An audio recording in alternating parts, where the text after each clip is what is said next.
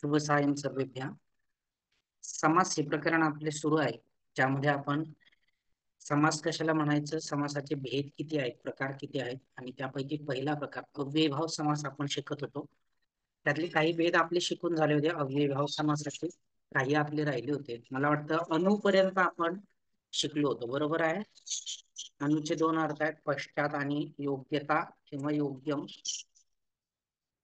हो सर. आज आपण शिकणार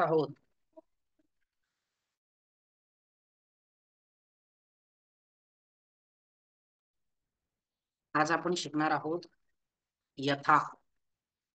यथाचा अर्थ काय आहे? अनतिक्रम्य. अनतिक्रम्य म्हणजे काय? एखाद्या गोष्टीचं उल्लंघन न करणं. एखाद्या बाबतीत मध्ये कोणत्याही वस्तूचं असेल, गोष्टीचं असेल, उल्लंघन न करणं म्हणजे काय? जेवढी मर्यादा आहे, जेवढी योग्यता आहे, तेवढ्याच त्याच्यामध्ये प्रयत्न करणं. आता उदाहरणामध्ये अर्थ अजून स्पष्ट होईल.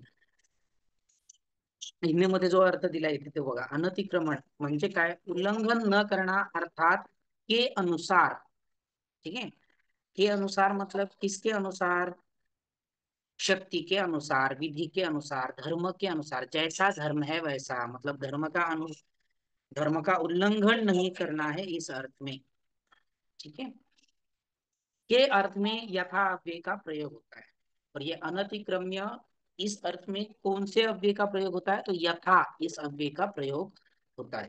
विग्रह में द्वितीय विभक्ति का प्रयोग होता है. विग्रह में कौन सी विभक्ति होती है? द्वितीय. लेकिन कौन से शब्द की द्वितीय विभक्ति होगी? जिसका भी उल्लंघन नहीं करना है उस शब्द की द्वितीय विभक्ति होगी. ठीक है, यथा के स्थान पर अनतिक्रम्य का प्रयोग होगा. और विग्रह में यथा का प्रयोग नहीं होगा. यथा का जो अर्थ है अनतिक्रम्य, उसका प्रयोग होगा. कहां पर? विग्रह में. उदाहरण देखिए यहाँ पर, शक्तिम अनतिक्रम्य यथा शक्ति, ब्रैकेट में उसका अर्थ दिया है यहाँ पर, शक्ति के अनुसार. जितनी शक्ति है उतना ही काम करना चाहिए. इस अर्थ में शक्ति के अनुसार, जैसी शक्ति है वैसा काम करना चाहिए, ऐसे. यथा शक्ति. ठीक है, किसके अनुसार? शक्ति के अनुसार. तो इसलिए शक्ति शब्द की द्वितीय विभक्ति हुई शक्तिम. ठीक है, मति शब्द के जैसे मतिम. और यथा का अर्थवाची पद मतलब अनतिक्रम्य, विग्रह में आया अनतिक्रम्य. है ना, शक्तिम अनतिक्रम्य यथा शक्ति. विधिम अनतिक्रम्य यथा विधि, जैसा विधि है वैसा, इस अर्थ. धनम अनतिक्रम्य यथा धनम. बलम अनतिक्रम्य यथा बलम, जितना बल है उतना, या जैसा बल है वैसा. अब कुछ उदाहरण हम देखते हैं. जैसे उदाहरण के लिए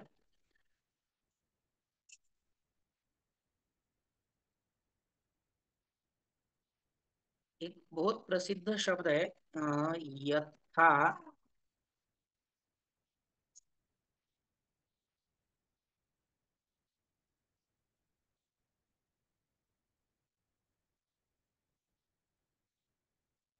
यथा रूपम. विग्रह क्या होगा? रूपम अनतिक्रम्य. रूपम अनतिक्रम्य, सही है.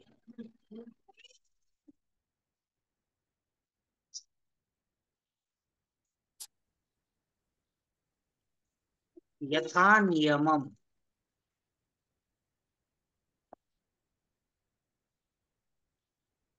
यथा नियमम. नियमम अनतिक्रम्य. नियमम अनतिक्रम्य. सम्यक. विग्रह लिखता हूं मैं.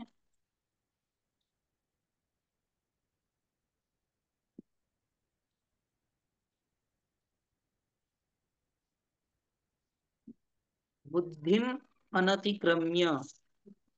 समास क्या होगा? यथा बुद्धिम.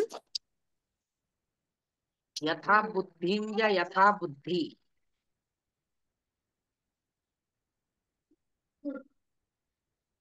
बुद्धि. यथा बुद्धि, समास क्या होगा, यथा बुद्धि। क्योंकि अम जो है वो किसे लगता है, जो अकारांत या आकारांत शब्द है उसके बाद में अम लगता है, लेकिन जो इकारांत शब्द है उसका यदि दीर्घ ई है तो उसका ह्रस्व हो जाता है, नहीं तो ह्रस्व है तो ह्रस्व ई ही रहता है। हे रूल्स जो आहे, नियम जो आहे आम्ही पहिले देतो, ते नियम आपण अगोदरच पाहिले। समाज बनवताना काय करायचं आहे, जर अकारांत आकारांत शब्द असेल तर आपल्याला अम लावायचा आहे, आणि जर दीर्घ इकार असेल तर ह्रस्व ई करायचा आहे, दीर्घ उ असेल तर ह्रस्व उ करायचा आहे। ठीक आहे, समजलंय? यथाव्यय समजलंय? काही शंका आहे? नाही सर. नाही सर. ठीक आहे, पुढचं आहे प्रति। पुनरावृत्ती ही, पुनरावृत्ती ही म्हणजे काय, एखादी गोष्ट पुन्हा पुन्हा घडत आहे हे आपल्याला सांगायचं असेल तर प्रति या अव्ययाचा प्रयोग केला जातो। देखो, पद को दो बार कहने के लिए प्रति अव्यय का प्रयोग किया जाता है। पद को दो बार कहना मतलब क्या है, तात्पर्य यहाँ पर कोई चीज यदि बार बार हो रही है तो इस अर्थ में प्रति इस अव्यय का प्रयोग किया जाता है। विग्रह करते समय संज्ञा पद पहले तथा दो बार लिखा जाता है। जब भी पुनरावृत्ति हो रही है, ठीक है, जिस भी चीज की, या जब वो शब्द दो बारा विग्रह में लिया जाएगा, दो बार लिया जाएगा। जैसे उदाहरण में यहाँ पर लिया है प्रतिदिनम, ठीक है, दिनम दिनम प्रति मतलब हर एक दिन, ठीक है, कुछ क्रिया है जो प्रतिदिन क्या होती है, पुनरावर्तित होती है। तो कब पुनरावर्तित होती है, हर दिन, मतलब हर दिन की पुनरावृत्ति, इस तात्पर्य अर्थ में। तो दिन शब्द की द्वित्वता हुई, इसके कारण दिनम दिनम प्रति, ऐसे। दिनम दिनम क्यों हुआ, क्योंकि विग्रह में द्वितीया और सप्तमी दोनों में से कोई भी हमने प्रयोग किया तो भी चलता है। विग्रह में द्वितीया भी आएगी, सप्तमी भी आएगी, लेकिन एक बार एक ही आएगी, या तो द्वितीया नहीं तो या तो सप्तमी। विग्रह में प्रति का अर्थ नहीं बल्कि प्रति अव्यय का ही प्रयोग किया जाता है, नहीं तो इति का प्रयोग किया जाता है, प्रति नहीं तो इति। लेकिन समस्त पद में प्रति का ही प्रयोग किया जाता है। जैसे उदाहरण देखिए, दिनम दिनम प्रति प्रतिदिनम, अब यहाँ पर द्वितीया का प्रयोग होगा, हुआ है दिनम दिनम प्रति।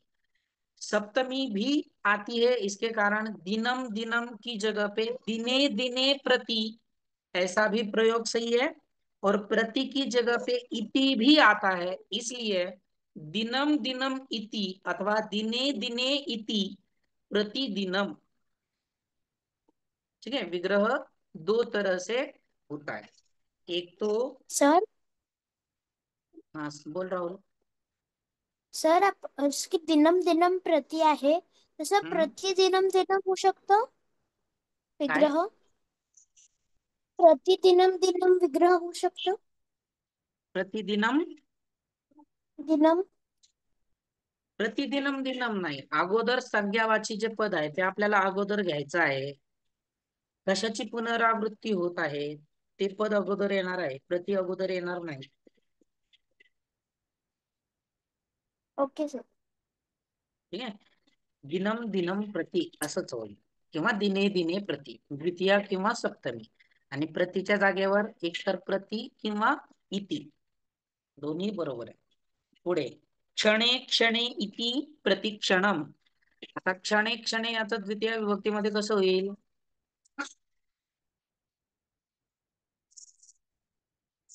क्षणम. क्षणम क्षणम इति अथवा क्षणम क्षणम प्रति प्रतिक्षणम, प्रत्येक क्षणाला। नगरे नगरे इति प्रतिनगरम, अथवा नगरम नगरम इति प्रतिनगरम, प्रत्येक शहराला, अशा अर्थामध्ये नगरम सर. नगरम प्रति अथवा नगरे नगरे इति। बोल राहुल। सर, इथे नगरम होऊ शकतं. इति नगरम समास नाही होणार, प्रतिनगरम समास होईल। Okay sir. समासामध्ये म्हणजे समस्त पदामध्ये, समासयुक्त पदामध्ये इतीचा प्रयोग होत नाही, प्रति याच अव्ययाचा प्रयोग होतो. विग्रहामध्ये मात्र आपण प्रतीच्या जागेवर इति वापरू शकतो. ठीक आहे.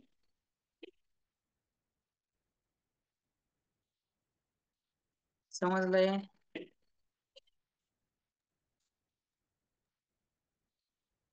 काही शंका आहे?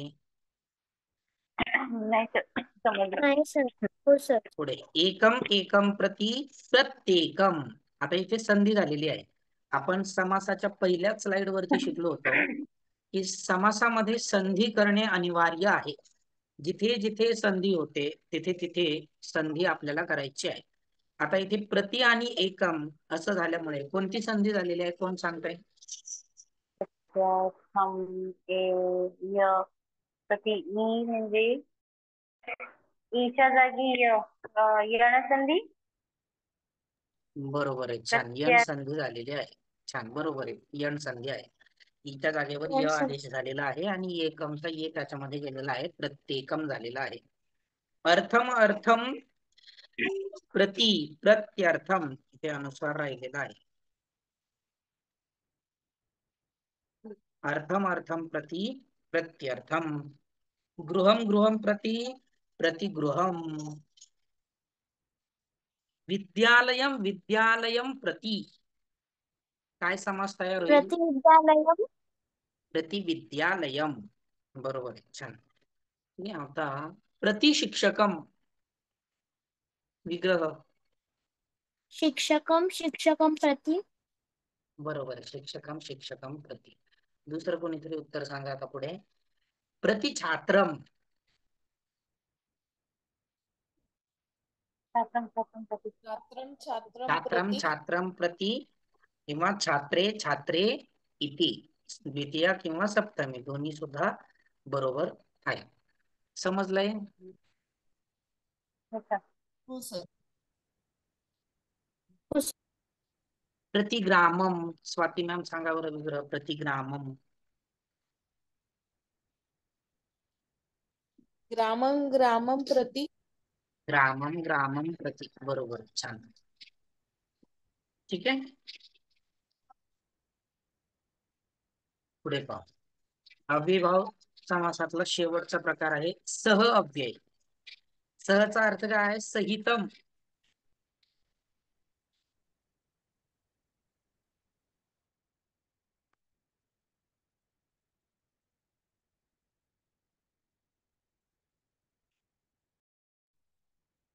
सहचा अर्थ है सहितम. सहित अर्थ में सह मतलब सहितम अव्यय का प्रयोग होता है. सह यह अव्यय है, उसका अर्थ है सहितम. मतलब विग्रह में सह की जगह पे सहितम का प्रयोग होगा और समस्त पद में सह की जगह पे सिर्फ स का प्रयोग किया जाता है.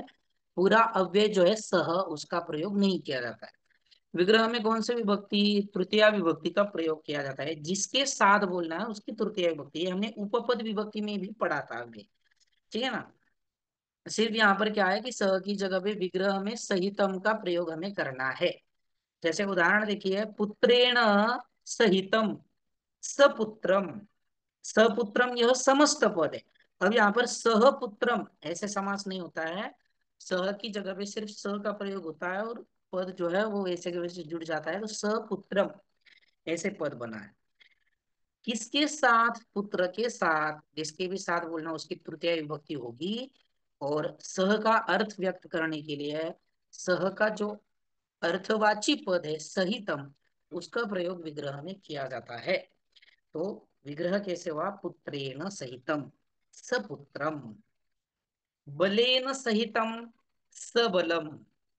चित्रेण सहितम सचित्रम. परिवारेण सहितम सपरिवारम. ठीक आहे.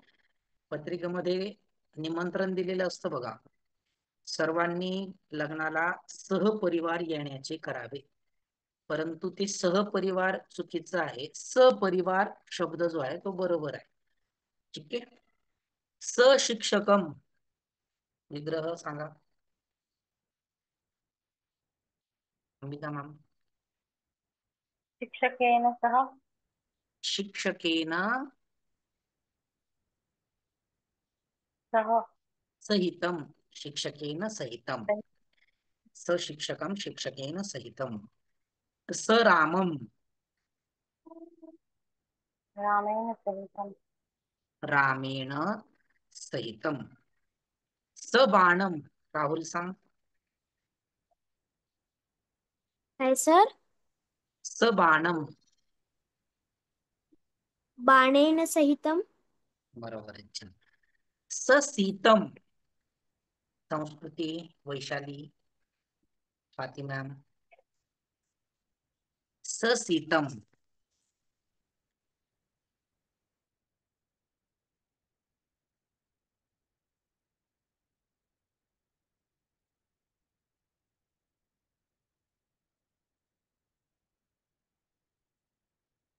कोण सांगतंय ससीतं उत्तर कोण सांगतंय सीतेन सीतया सहितं सीतेन सीतया सहितं कसं काय होईल मूळ शब्द काय आहे अंबिका मॅमने बरोबर सांगितलं हम्म सीतया सॉरी सर. हा सीतया सहितम कारण की सीता शब्द कसा आहे आकारांत स्त्रीलिंग त्याचा तृतीय विभक्ती काय होईल सीतया लतया याप्रमाणे ठीक आहे सीतया सहितम सछात्रम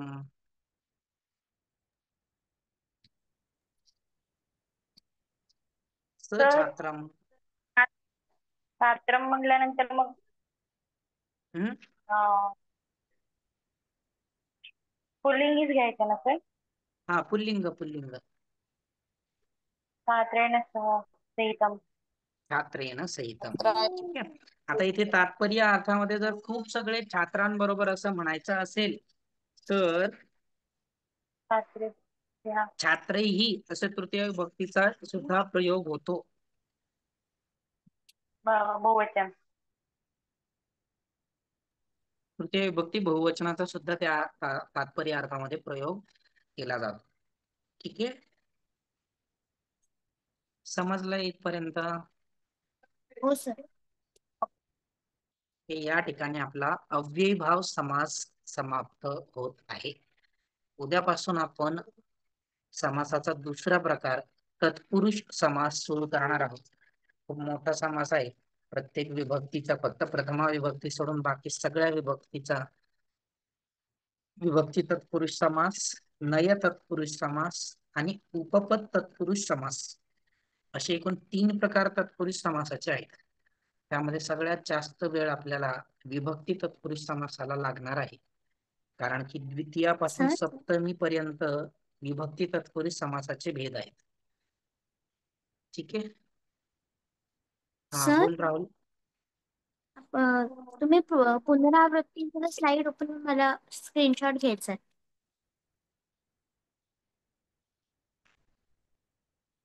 हो सर झालं. ठीक आहे आणि थांबूया तिथे शुभरात्री सर्वेभ्या शुभरात्री आचार्य. शुभरात्री. छात्राय